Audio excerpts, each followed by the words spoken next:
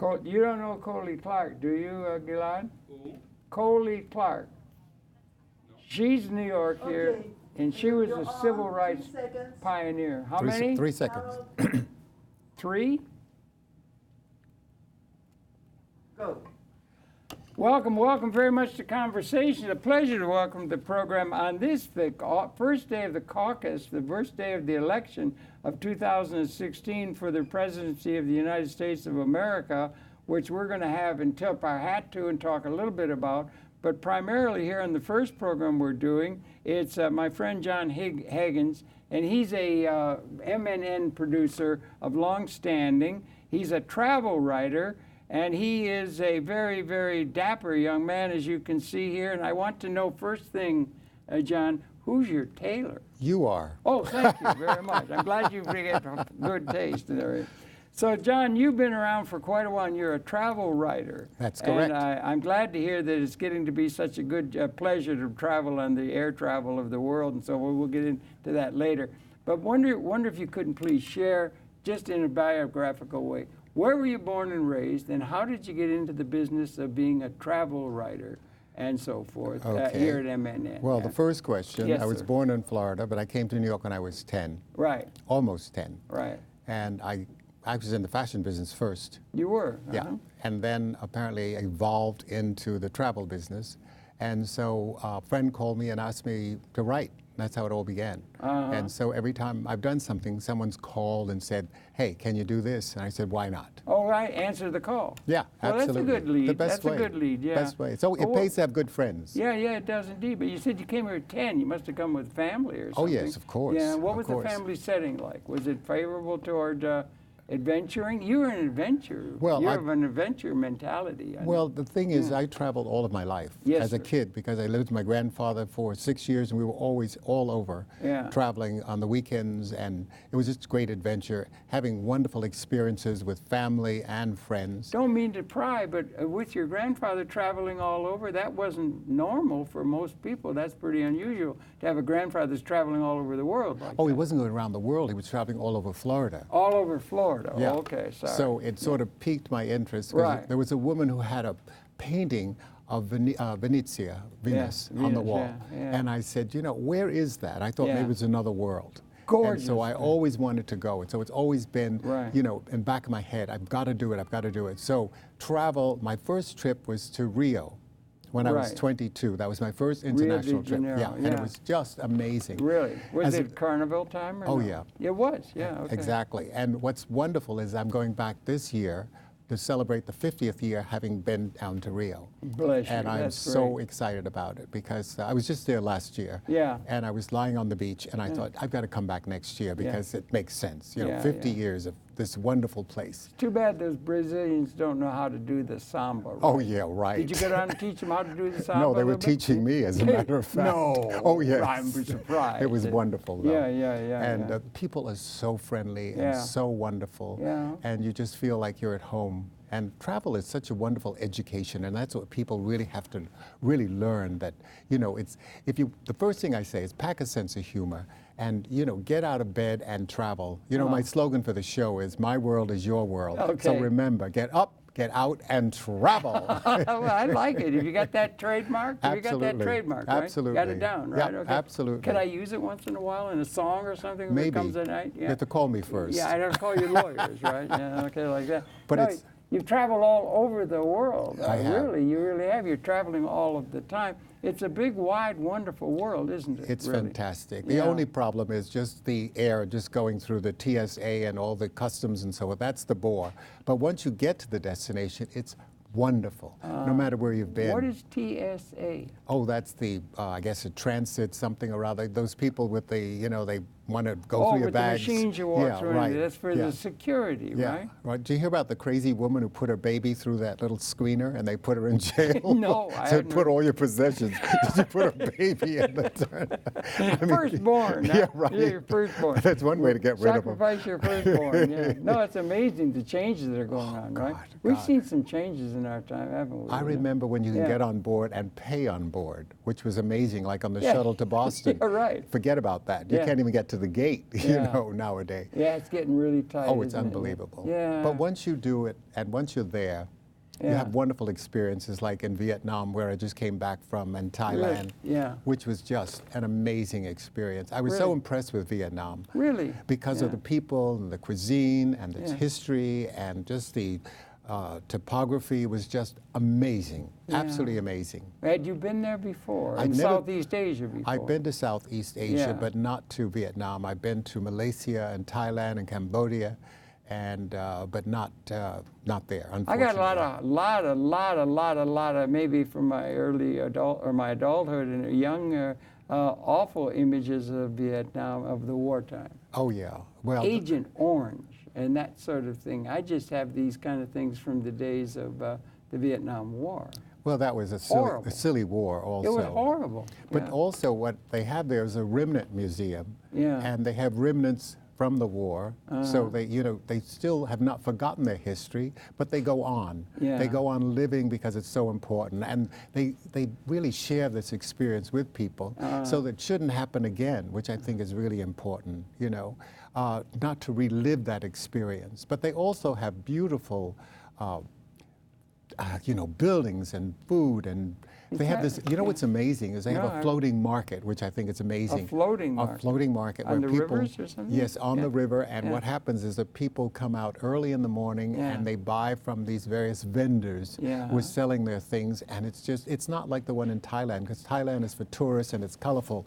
This is colorful in another sense, and it's just so exciting. The distinction between Thailand and Vietnam. We tend to link parts of the world, Southeast Asia or something together, but there's a hell of a lot of variety within each of those linkages. Absolutely, absolutely. And I personally can't tell the difference in terms of the look of the people because I'm not that familiar, but there is a difference in terms of distinction between the different nations. One major thing I think it is, if I'm not mistaken, I'm not sure, but I think it's something like language. I think there's something like 7,000 languages. Oh, well. That's what I'm told about. That how you distinguish a language from a dialect and that kind of stuff. Yeah, well, we're losing a lot of them. Well, in Vietnam, they have so many, I don't remember what the number is, so dialect. many ethnic groups within the country. And it's just, I don't know, it's just so amazing to me. We were pretending, we borrowed a coolie hat, and we got the basket from the woman. You were traveling with someone? Yes, I was traveling with someone, my videographer. And what happened was that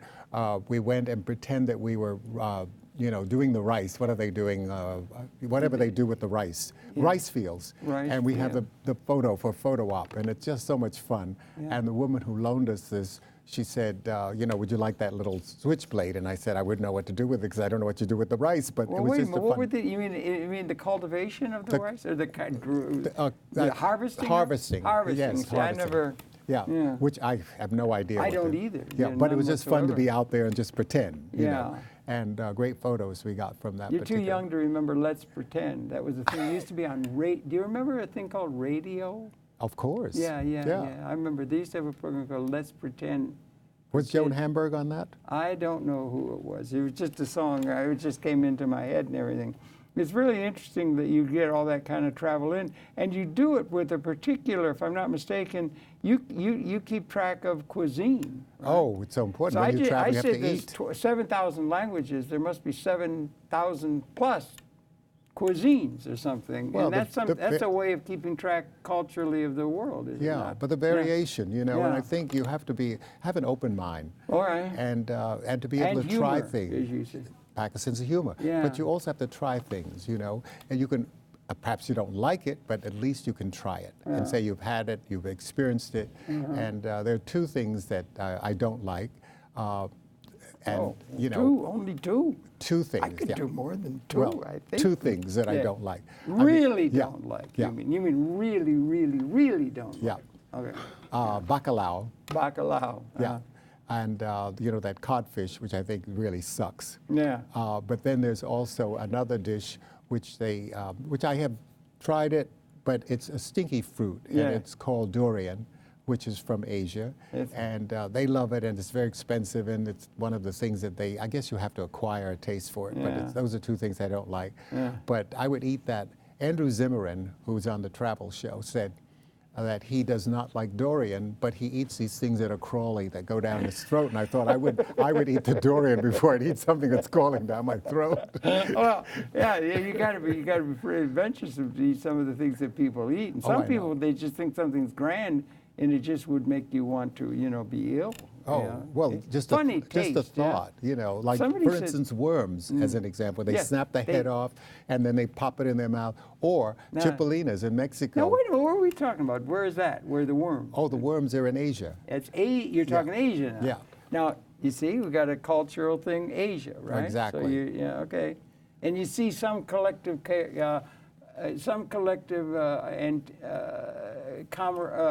connection between Asia and the other ways in which we divide humanity up has some basis in culture and also that have meaning in an everyday sense. Oh, sure. Yeah. And, this is what they're used to eating, and, Yeah. this is absolutely fine for them, but meanwhile, I stay clear of it, Yeah. But also the other thing is chipolinas, which are those little grasshoppers in Mexico. Yeah, I've heard of that too, yeah. And I've had some of those. I thought it was just a garnish on the potatoes. I had no idea.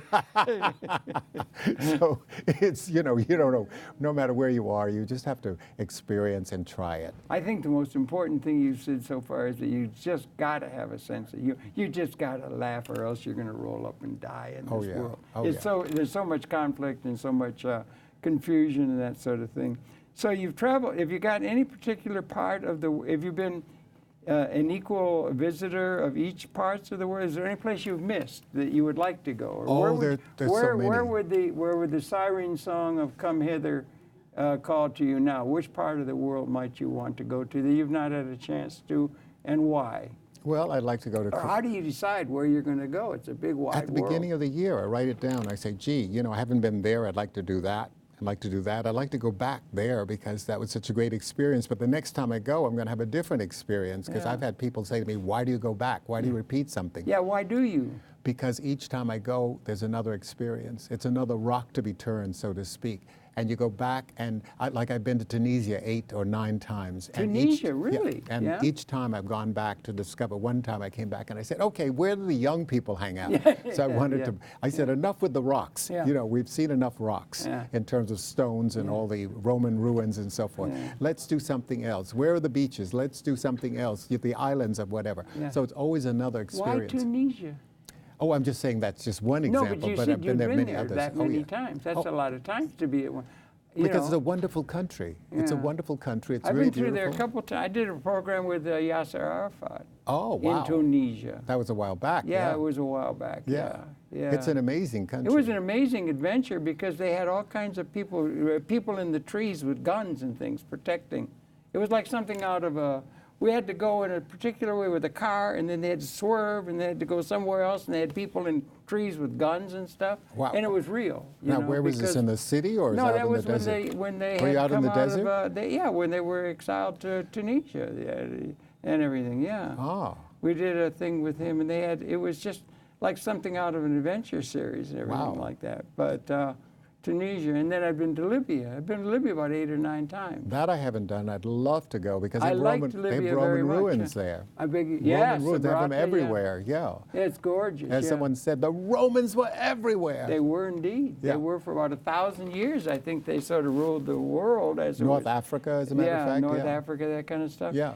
Do you pay attention a lot? Do you pay attention a lot in your travels? And your cuisine is something I know you're really interested in, and so forth. And what about the historical context in which you're coming to be associated with when you travel? Oh, absolutely. Do you keep track of the historical background of the places you go? Oh, absolutely. I guess that's part of the overall adventure. The whole really. experience. Yeah. It's like, for instance, I went to Egypt for the weekend. Yeah. And someone says, why would For you go the to Egypt for the weekend. weekend? I That's said, very 4 long. days in Egypt. Well, and then they said, is it safe? I had the most wonderful time because I was in Cairo for 2 days and then I went down to Luxor because it was only a weekend. Right. And so therefore, in Luxor, I walked out of the hotel and I walked down to the Karnak Temple, and it was a marvelous experience. Then I took a carriage ride to the Luxor Temple and back to the market, and one of the young men said, my friend is having a baby, can you spell congratulations? So I said, sure. So I spelled it out. He said, perhaps you can think of another word. I said, I would love to, but I'm against time. I've got so many things to do because I've got to do the felucca, you know, the sailboat on the Nile. It's a sailboat on the Nile. Okay. I've got to do that, and I've got to get back for lunch. I've got this to do, you know, so little time. But I'm running around, had the greatest time. And people talk about safety. I had no problem. I don't know, why would you, if you have fear, you should stay under your cover.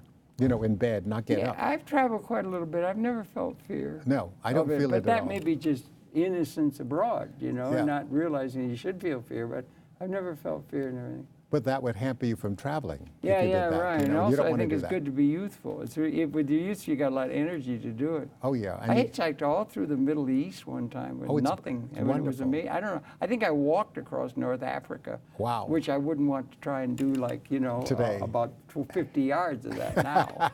But, you know, so youth is a good thing like that. I also experienced, I had an experience coming back to the States, and the young man asked, where are you coming from? And I said, Gozo. He said, what? Gozo. He had no idea what Gozo Got was. a nice sound to it. And so, you know, it's a Maltese island. Oh, okay. And so then he looked at my passport and he saw Jordan in there from another trip. And he put it in a folder and he said, follow me. So I said, like a puppy. I said, okay. So I followed him into this room and I looked around and I said, oh, he thinks I'm a terrorist. And the woman stopped and she asked, okay, where have you been the last 2 years? I said, honey, I don't know. Look at my passport. Yeah. So then she found out what I did, so she said, never mind, go on. And then as I was going out, the young man said, do you have any smokes? I said, no, I don't smoke.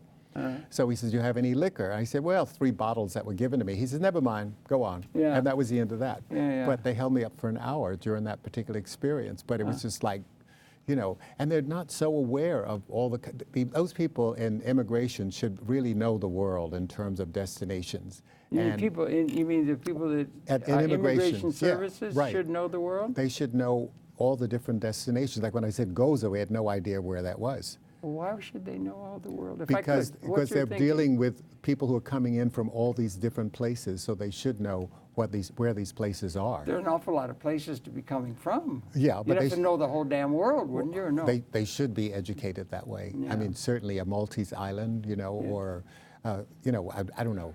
So you think that people should be educated to the realities of their geography? Absolutely. Or to the social setting of the world? They should be educated to understand the world. Absolutely. You just brought up an important point.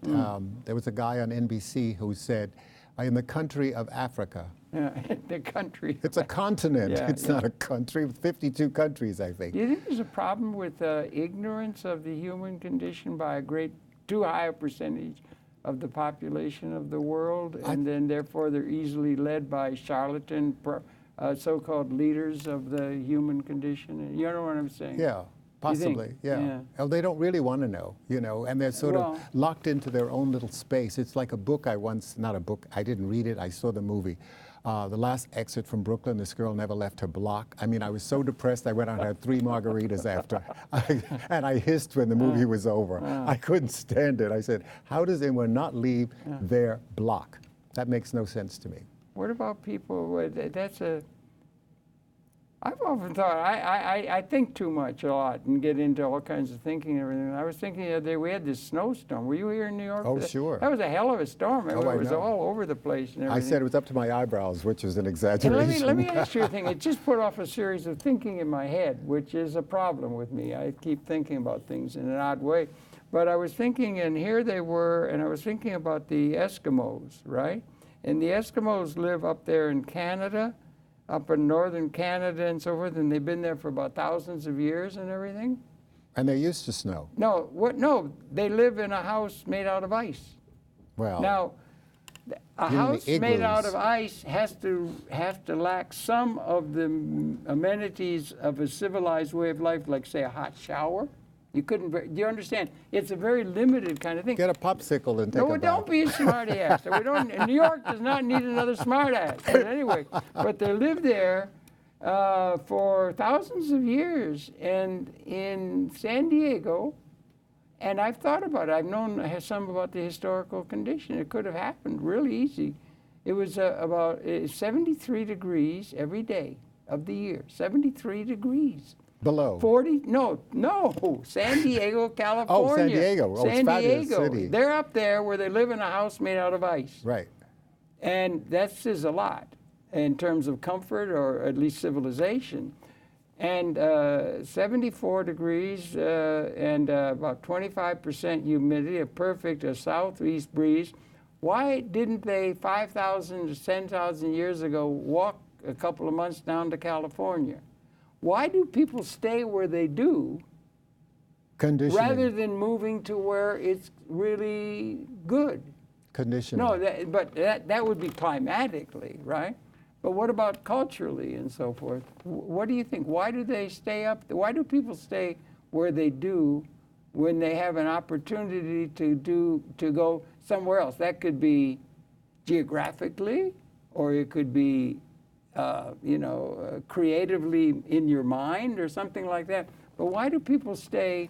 You mean to visit or to live? Well, I don't know. I'm not sure myself, John, to tell you the truth what I'm talking about. I'm saying, why do people stay where they are? So how about depression as opposed to elation or something like that?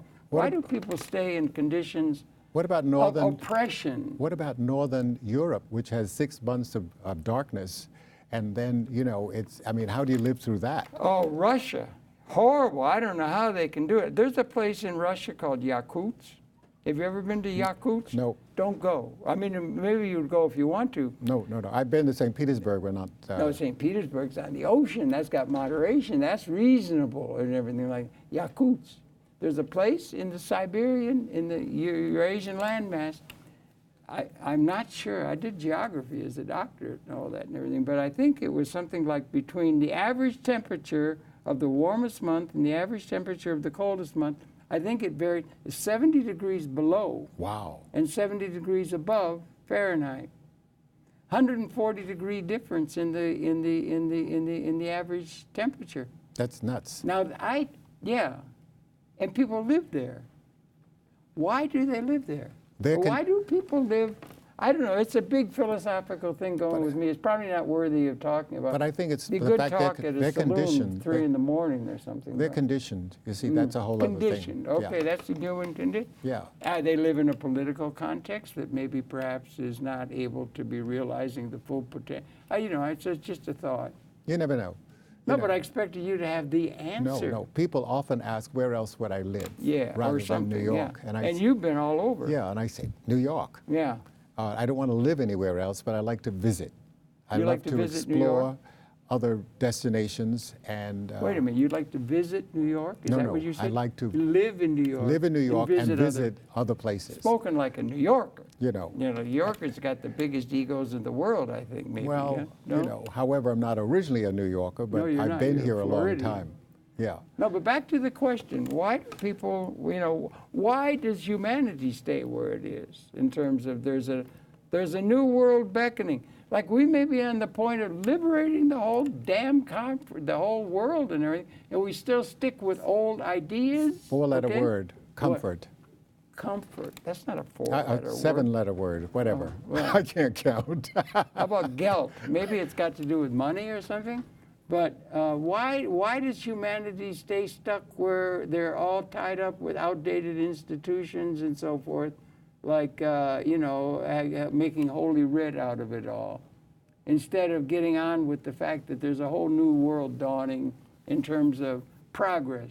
Yeah. What about the idea of progress? Are we making progress as a human society, or I don't are know. you optimistic, pessimistic for the human prospect? I'm very optimistic. You are? Yeah. Okay. And you were talking earlier about the political situation. Yes, I think. Well, we're on caucus day today to start. 8% of the world population, white males, are going to run the world, and they're going to be elected. And there's a few other people that ought to have a say. It seems to me, don't you? You know And what I think mean? the word is a misnomer, Yeah. a minority, because they are the minority. Yes, indeed. And I think it's just really, well, it's almost like the, 1%, the billionaires, that whole thingamajigger. Yeah. Spread it around. No, they spread it around my foot. Yeah, it's all going there. Yeah, and then they're stuck with outdated ideas, and then time marches on. Do you think there's a term progressive? We've made some progress from A little. when there was. I think it's progress from these gadgets. Yeah. But mentally, I don't think there's a lot of progress. You don't think And I think so? that's what we have to work on. The mentality of the people who exist and also having open minds so that they can allow other things to filter in. And I think that has to do with the political cycle and also the people in general. So the proper perspective is what's coming rather than what has been. Exactly. In terms of mindset. Exactly. And people are very much looking for security by what has been because it's comfortable to settle in with what has been. Right. Or something. Yeah. Kind of stumbling over words. It's like people also stay married because it's a comfort and the situation isn't good, rather than getting out of it. You know, Yeah. so I mean, it's all about conditioning, I guess. Yeah. Don't you think? Yeah, I do. I mean, yeah, I do. I know. I just think we're at a time of sort of, what do you know, I guess it's pretty clear. I don't know what your feelings are about things spiritual or any of that kind of stuff. Or What kind of understanding spirit? Spirit you drink or spirits? No, not spirits you drink. I feel very good about those. No, I was just thinking it's like we've been here, I mean, we're coming to understand things so much, aren't we, you know? They just got the genome now, and they got all this stuff going on. There's so much going on, and Well, it's like a quickening in a pregnancy or something, you know? Well, look at the way of the encyclopedia, which is, Yeah. nobody has an encyclopedia. You just go to your computer and you get all the information you Yeah, need. but that's never been. And you don't When go we to the were young, we library. didn't have that. No, I we mean, had me. encyclopedias, but you also just go any information you want, click, click, click, and you're there. It's amazing. And people don't go to libraries like they used to because they don't have to. The information is right at their I fingertips. spent many hours in what they called the stacks. Yeah, You know exactly. the stacks? Sure. You'd go and you'd have to get a little slip and you have to get it sent to the librarian, get a thing, and you get to read something now. Everything's available. It's just like some sort of a miracle that's coming, and it's like getting more and more. In this century, I mean, my mother was the best mother in the history of the universe in Detroit, where I was brought up and everything like that. And she was, this is indicative of the times in a way, a lifespan or something. But she was, as a young girl, I had 8 years old at a county fair or something like that. There was a contest. And the contest was, you have these kids would line up with an egg on a spoon, and you'd run with the spoon, and then whoever got back to the starting line first won. That was a game? She won. Yeah, it was a game at a county fair, like, you know, and she won. And you know what her prize was? A big surprise, really something big. Another deal. egg? No, she got to get a ride in one of those there new automobiles. Oh my. That's one generation from me. I mean, and now it's all coming so fast now, and the pace is coming so fast. And everything is so not? disposable. That's what's Pardon? amazing. Anytime you buy anything electronic, you have to get a guarantee or warranty rather, because it'll break down in no time. So you're paying all this extra for the warranty as opposed to before. Things lasted forever. You know, when you had a record player, it lasted forever. That's true. And today you buy something and within a year it's broken or it's Is gone. that because they need to create a new market all the time? Well, they they have want to to have make a more new money, market? more money, more money. It's all about more money. You have to More buy money. another, you know, constantly. And it's unfortunate. And everything goes out of style. That's the horrible thing. You know, I mean, whatever. One thing doesn't, you don't go out of style, man. You look good. Well, thank you. You But really are well think about this dressed. studio, all the different transitions we've Oh, made that's- here. yeah, right. You know, from the Super V to the, I don't know. I've what been was- through them all, from Yeah. Porta-Pack on up. Yeah, exactly. You were not around at the Porta-Pack time. No, I don't know what that is. That was the first device that came where you could make television. A little thing you could wear on your hip.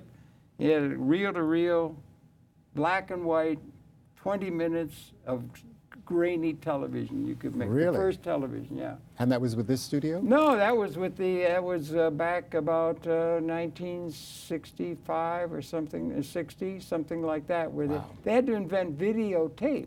They didn't have any television. Can you remember when there was no television? No. I can.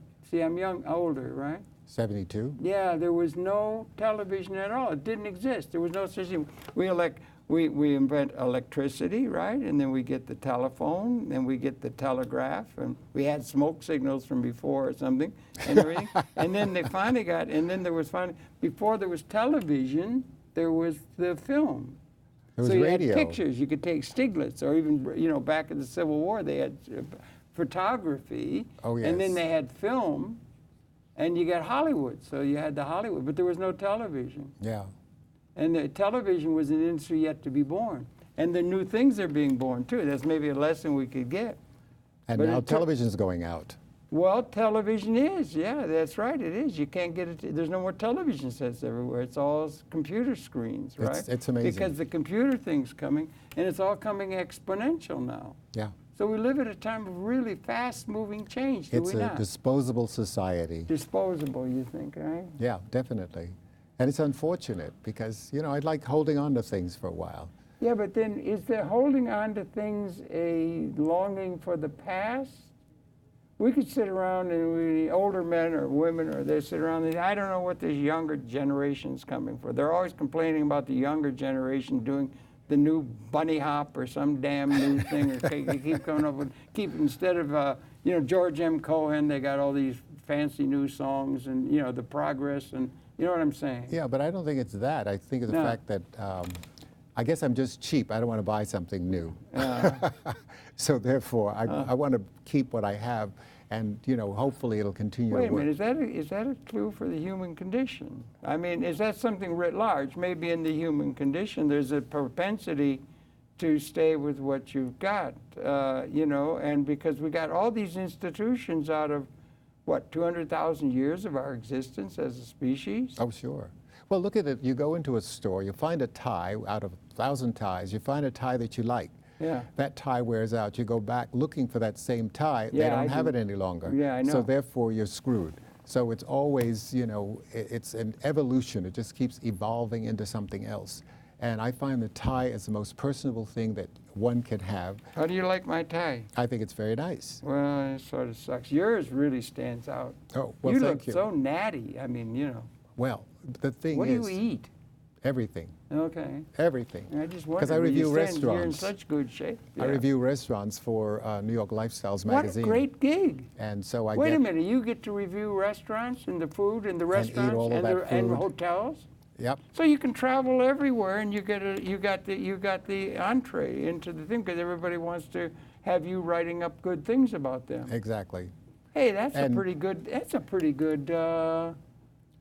gig you got, right? By the way, in my book, You can just pave your way into the Savoy Prince Hotel and go right into the top dining hall, and they'll welcome you with open arms. Of Say, course. yes, sir, come in. We want to have you write a good review of our thing. Exactly. You take advantage of that? sometimes. I'm but, just making.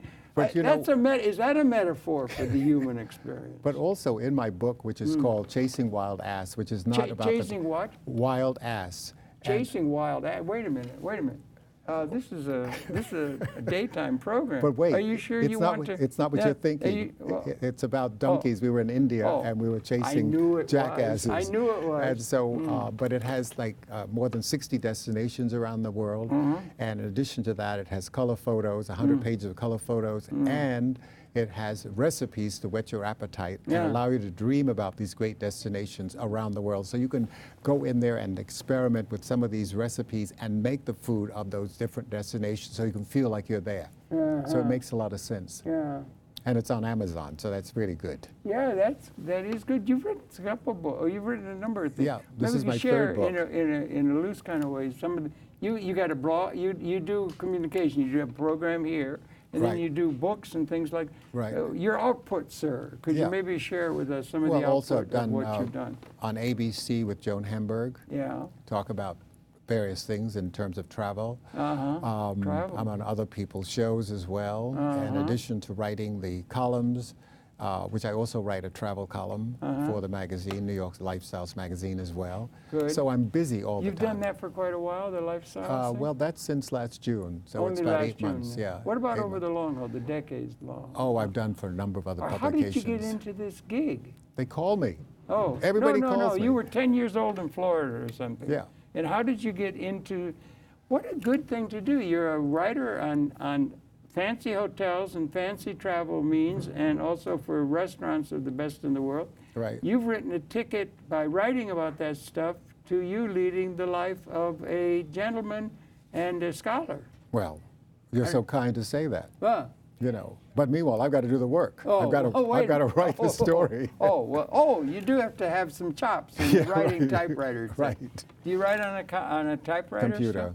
You do Computer, on a computer. yeah. You've given up the Yeah. typewriter. And what I do nowadays Did you have a is that Selectric and everything at one time? a long time ago, yeah. A long time ago. But With- actually what I do now is I write on the plane on my return trip, so Yeah. therefore it's all very fresh, and then I can just bang out, do a rough copy, and then when I get back I can fill in the little holes and zap. What's wonderful about it is I've never even been to the office of this New York Lifestyles magazine. What I No. do is I zap it through the internet. Yeah. You know, I send it WeTransfer, the story goes with the photographs, bam. WeTransfer, I use WeTransfer to bring programs here. Do you Yeah. do that here too?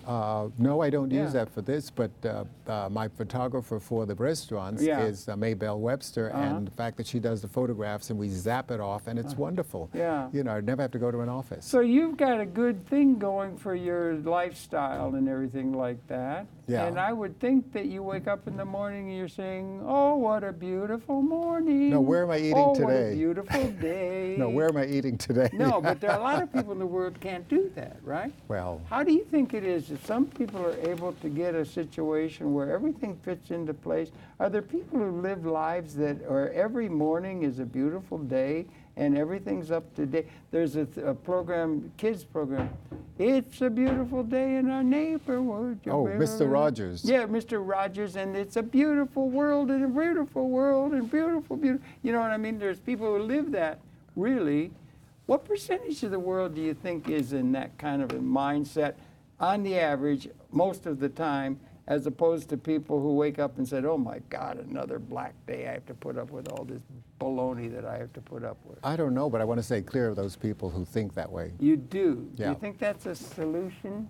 Well, Think the state- positive? Is that you can think your Think way into that? positively, yeah, absolutely. You do. Okay. On an because- individual well, basis. it's waking up. It's a little hard if you're in the middle of a thing and there's all kinds of bombs going off and stuff. Well, you where know? are the bombs? There are no bombs going off here. No, However, no, what no. I'm- But I mean, what if, no, there are people where they are going Oh, off. that's another story. Yeah. But I'm or, thinking, or thinking, poverty, grinding poverty, or but think of something, in you know? general, Yeah. when you are waking up and the sun is out, how beautiful is that? It's fantastic. I mean, the fact that Yeah. you're generously being given another day, you know, because life is not promised, so every day is a gift. Yeah. And I think that's the way we have to really look at it. Uh-huh. Don't you look at it that way? I don't know. I'd have to stop and think. That's an important question you're posing. you Well, know? it's I an, suppose it varies sometimes, you know. well, I love it. I mean, I wake up and I say, oh, another great day. This is fantastic. Is that you wake up that way Yeah, every day? Every day, every absolutely. day, never without exception. huh? Absolutely. And I'm just so grateful to be able to have another day and to do what I like doing and what I love doing, actually. That's called Norman Vincent Peale would have called that the power of positive thinking. Absolutely. You and believe in I that. think more people And should you have can that. you can think your way to that even if you're It's automatic. even if you're in, let's just go to some sort of horrific Auschwitz situation. Well, You could think that, no, what I'm trying to say is, you're in terrible oppression, unjust, terrible oppression situation of everyone around you, everything around you, and everything like that. well, I've never been, Would so you I don't. still be able, no, I'm trying to think. You've You've had a favored life. You had a great grandfather, you had this kind of stuff, you had all the advantages in a Right. certain sense, like I did too. But and I've also. some of us have. I've and- also been told stories, like I've been to West Africa, where the slave castles and those Yeah, horrible slavery. stories. How did you like that being a And slave also down in, let's see, Robben Island, you know, where Mandela was imprisoned. ship? Yeah. Those were incredible experiences to hear the stories of the people who had, No, I'm talking about what if you had lived them, or you are living them now. well, Oh, that you would be know, I mean- another story, I Yeah, suppose, you know. okay. However, fortunately, I'm not living that. No, you know. you're not. You know, some- what percentage of the population do you think, on a percentage basis, live the life you live, in terms of their given situations? They wake up in the morning, I have no as idea. opposed to those who are, let's say, like on a slave ship coming over from West Africa. Right. Terrible, grinding, Auschwitz even, right? On a scale. And what is the trending in that ratio between the people who make up the human population through time? Well, you know, that I can't even begin. it's just to, a- I, it's I just a can't. thought, I can't yeah. even begin to think No? about it. But somebody once asked me, "What is it like for a black man in South Africa?" And I said, "How would I know? I'm a tourist." I go in, I'm staying in a 5-star hotel. I have a chauffeur driving me around, whatever. How would I know what it's like? You know, I mean, I've not had the experience, but they thought because I happen to be black that I would know. But how would I know? I haven't lived it. At least you're black. You got something going for you, pal, and being able to say, I know something about what it is to be not on the, you know, the thing. Imagine me. My name is Harold. And Harold was the king of the Anglo-Saxons. And the enemies of the world are the white Anglo-Saxon males. My name is the king of the white Anglo-Saxons. And I've got nowhere to go in terms of anything but that I'm part of the one, they're the ones who run the world, don't you understand? How would you like to be a white Anglo-Saxon Protestant? I would not. It's terrible. You got nowhere to complain. I mean, because you've had all the advantages. You've run the world for a few thousand years. How would you like to be in that order and not have any, anything you can repair to for having been persecuted against by the terrible people who run this world that sucks? Can you understand what I'm saying? Yeah, but I wouldn't. Yeah. Yeah. 1066 and all that. You know, the white Anglo. You know, it's terrible being a white Anglo-Saxon Protestant. I mean, it's a terrible burden to carry. Can you understand what it is to be a white Anglo-Saxon Protestant and the burden that has, you know? Well, that's something you have to carry on your back. Well, I have to carry it, but I have to carry that burden. And you don't have to. That's your problem. I know. No, I'll tell you the white Anglo-Saxon Protestant I want to be associated with, if you don't mind. Harold was shot in the arrow with the neck in 1066. It was the last of the of the Anglo-Saxons. And the Anglo-Saxon I want to be associated with is Robin Hood. Robin Hood was the last of the white Anglo-Saxon Protestants, and he was the one who, Errol Flynn. Do you know the movie? Yes, yes. There should be no other Robin Hood movie ever made except Errol Flynn of Errol Flynn. Right. He had the green tights. Yes. And he's swinging. I'm 10 years old, and he's swinging on a vine coming into the forest with Marion, Maid Marion, and the awful brigands who had taken over and conquered the Saxons, and the Saxons were being oppressed by the Normans. And he says, "Welcome to Sherwood Forest. I'm here to support the interests of the poor and the oppressed."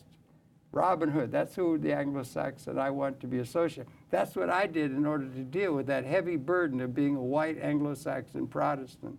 Just a lesson to pass on to the younger generation coming along. Okay? What about to the 1%? Yes. No, I'm making a joke, yeah. That they should share.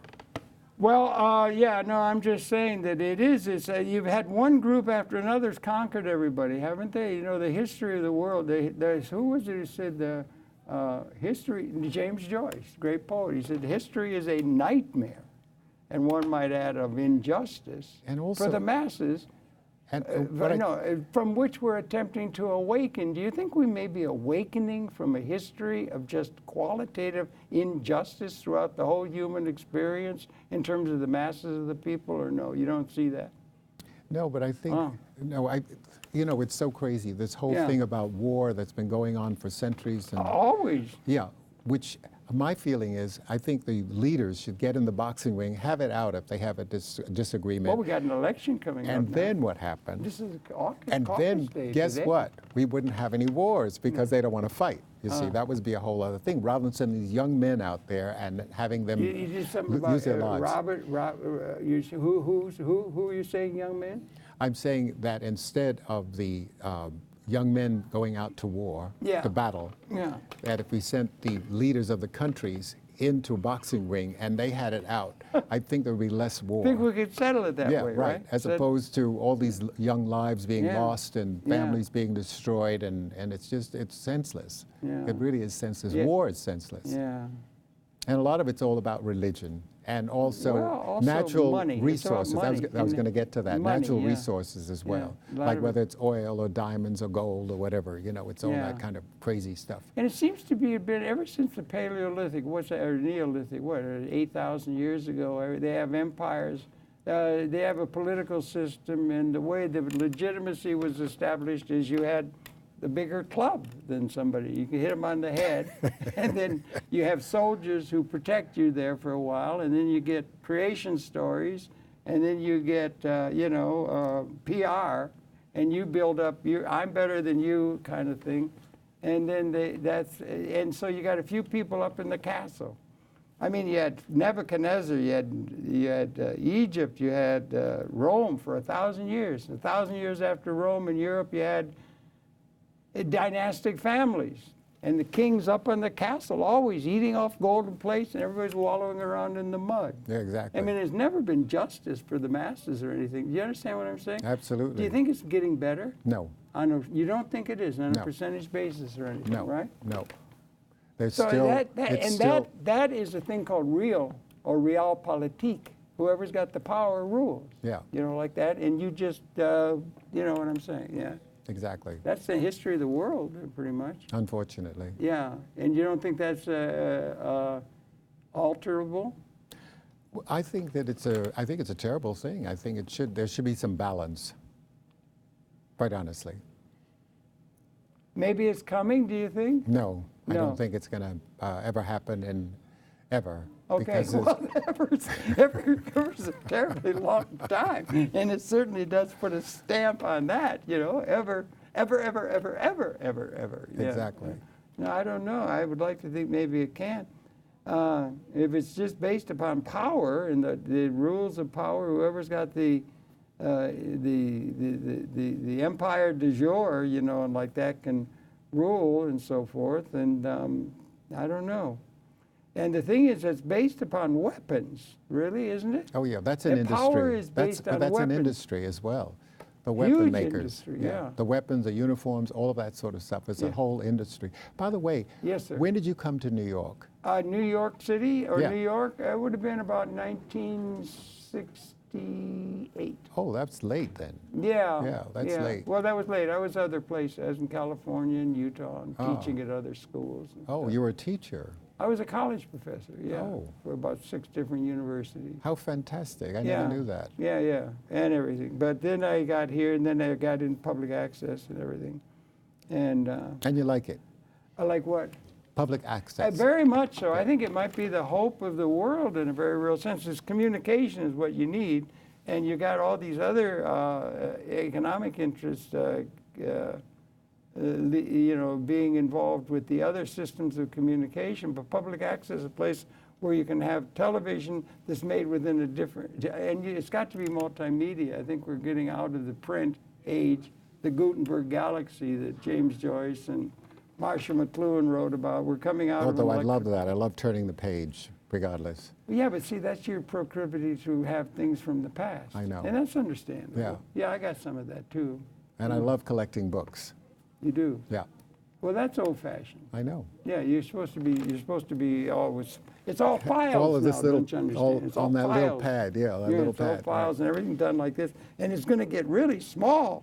What they got a thing down like this, and you can see, and then it gets down to where it's going to be in your watch.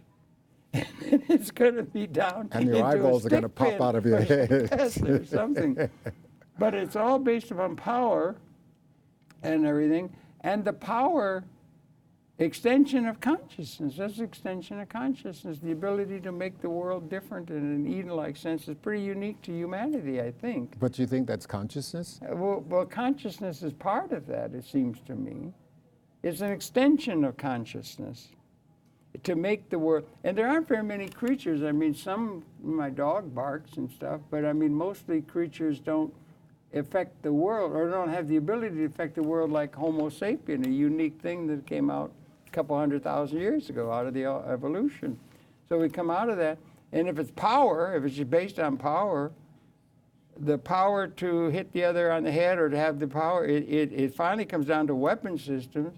And it's now finally, after 200,000 years, 10,000 generations we've been here, it seems. That seems to be what science is telling us. 10,000 generations at 20 years a generation. We're here, and so we now got the point where the weapon systems that are existing in the reality, that's part of the reality in in capability, not the use, not the actual, but the weapon systems that exist with the thermonuclear and everything, that they are of such a nature in their destructive capability as to be able to tell us in modeling that is very accurate that if they're unleashed in a spasm of hatred that's been our want throughout all of our human history, it's the end of the whole bloody species. Exactly. Now that's a kind of end point in terms of an evolutionary process that we ought to take account of in a way. But also talk about evolution. They were talking about going to the bottom of the sea, and they managed to go to the soil below. Magnesium and stuff. And they were also talking about the fact that this soil goes back 10,000 million years or whatever. How the hell do they know it?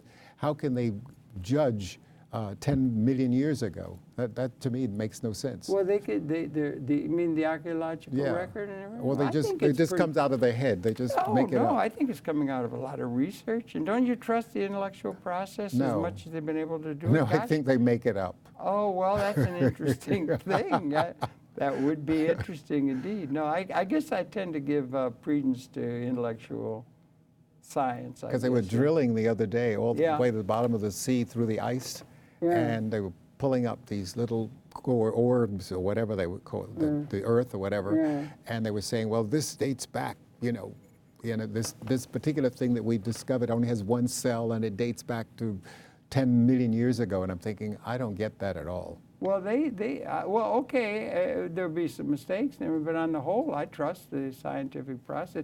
I think it's just amazing what's going on ever since Galileo and everything. We're not we're coming to understand things in a way, and we're coming to understand things in a way where this is a crescendo moment, or women have, what do they call it when they're having they call it a quickening or something in a pregnancy. You have a pregnancy, and I don't know quite what it is either. But there's an event in the birth of a new, and that we're coming to a time of a birth of a new era, and not just politically, but evolutionarily. We're coming down because we have an incredible capability on the technological side, a positive side. Every day there's a revolution in every field, every design, everything. And everything. I mean, there's so much going on that is possibly able to bring life support to all of the human society in a way that's never been there. And also the ecology. We could take care of it. We got a tremendous capability. Our institutions are out of date because they're all based upon scarcity. There's not enough. We may have transcended material scarcity at an ontologic level. And it would be nice if somebody mentioned it once in a while, but they don't. But we're at a time, it's a defining generation. Perhaps. I mean, that's something to think about. You talk about institutions, which is interesting. I was thinking of colleges. Yes, sir. You have all of these kids going to college, getting these loans. They'll be paying for the rest of their life. And yet, when they get out, they can't find jobs. Well, the jobs are being displaced by the fact that information technology is transmogrifying into robotics and taking over the labor contributions of humanity to production, and the production instruments, the capital instruments, are all owned by a tiny plutocratic class, and they're getting overwhelmingly, absurdly wealthy because they own where the production is, and you don't need people as wage slaves any longer. And then what's the point? So we need an alternate way of forming capital and allowing us to do what we're able to do in a living way, and also the ability to get enough buying power into the hands of the masses of the people to clear the market of the good things that can be done and in ecology. And we don't have that in place because we're all enthralled to the outdated institutions we've inherited. But they can't have buying power if they have no jobs. Well, that's right. So that's the major problem that's confronting it. So it's a vicious cycle. You got this guy, dog chasing its tail. You got this guy, Thomas Piketty. Have you seen that? He's a French. He's a French economist, right? Yeah. Young guy, 40s or so, and you can't. I tried to read the book. You can't read it. It's all very obtuse and everything with the economic theorizing. But essentially, he says that's the problem. That it's all big. You got a tremendous capability. So they're back again to the weapons have a tremendous capability that God help us that we cannot, let's not stop evolution. Right. We could just kill the other tribe and all those kind of horrors out of history and everything like that. Let's hope we don't. And then the other side, we can liberate. We have an ability to liberate in a unique way to beyond the scourges of scarcity, where if one wins, another loses. That's been zero-sum throughout all of human history. We got a chance to come over and beyond that, and we live in, and it's hard to think that we may live in a time of qualitative evolutionary transformation. Evolutionarily, we're going to come into a new relationship in the universe. What do you think in it'll our be? lifetime? That's really something. What do you think it'll be? Well, I don't know. It'll be an a priori mysterious design, seems to be the structure of universal mind, or the universe. There's synergies all the way up through the whole universe. So if we get there and we have a liberation of the humanity, it would be like a gigantic jam session with Louis Armstrong hitting high C right at the moment of a human, and the whole 100 million cells in a human organism, and they all work. They're all individual, and they all work as a system. And you got humanity's got to work as a system. You have a jam session that it'll be a synergistic resonancy that interaccommodates systems. And there'll be a resonancy that interaccommodates a liberated humanity within an ecological context. You lost me. That we cannot know what it is until we get there. You lost me. No, it's there. It's for the record, you know. But anyway, I think we just live in absolutely amazing times, you know. I mean, you could have been born into any year. Oh, yeah. No, I think it's amazing, too. I mean, the evolution. But I always say it's like you go to B&H as an example. Yeah. And you go out the front door, and they're coming in the back door with something new. Yeah. So whatever you bought is obsolete. You got to be 8 years old to keep up with it. Yeah. Well, not only that, you just have to keep buying and buying. But the thing is, again, that's what I call the... Yeah, but the stuff keeps getting smaller and smaller and more powerful all the time. Ephemeralization, doing more with less through good design. Oh, sure. It's a mark of the time. We could just liberate everybody. Everybody could be living a life that they want to do in a way that's never been available to us until now. So what a time to be alive. You could have been born in the 8th century. It took 10,000 years to invent a tack. Now there's a revolution coming. But I'm sure in the 8th century there was a lot of things going on as well, and they thought they were rather revolutionary. Well, probably they did, yeah. I mean, there were things when you think about the temples, like the Mayan, the whole civilization, and the things that they thought about and whatever. So that was a whole evolution. Yeah. You think in terms of the Egyptians and what they were involved, what they involved. I was thinking today on the bus coming over here about Cro-Magnon man. And what is that? Caveman. Oh, okay. And they say, I just got a new flint thing and I can cut the skin of the animal better than I could last week. I'm so happy, I'm so happy, I'm so happy. But it had a long way to go to get to where we are now. Do you understand? Yeah, but that was an advancement, and now sure. that means we're living in the most There's always an time. evolution. There's always an evolution. Yeah. And I think that's the way the world continues to work and evolve. Well, that seems to be the case. Well, in any case, one of the things we need is some good information about the status of the world, in particular where the good places are to eat and to travel to, and for that, we depend upon Jon Haggins. Thank you very much for all that good work, and keep it up, young man, and everything. And you keep it up. And thanks for coming in. It's your pleasure to have had the Perception Jon Haggins, travel writer, producer, Manhattan Neighborhood Network producer extraordinaire. So good to talk to you, John. We got to keep talking like this. Absolutely, okay? absolutely. Yeah. Okay, well then go out and get him, Tiger, and everything. And thank you for viewing. We'll be coming back again tomorrow on Conversations. So that's it. Once again, John, so good to talk to you. Okay, well, I think now we got 2 seconds left. What do you got to say? 3 seconds, quick. Get up, get out, and travel. All right, good. You heard it here first. Okay, that's it. Okay, we got to say goodbye now. Okay, thanks, Johnny. Thanks, Harold. Okay.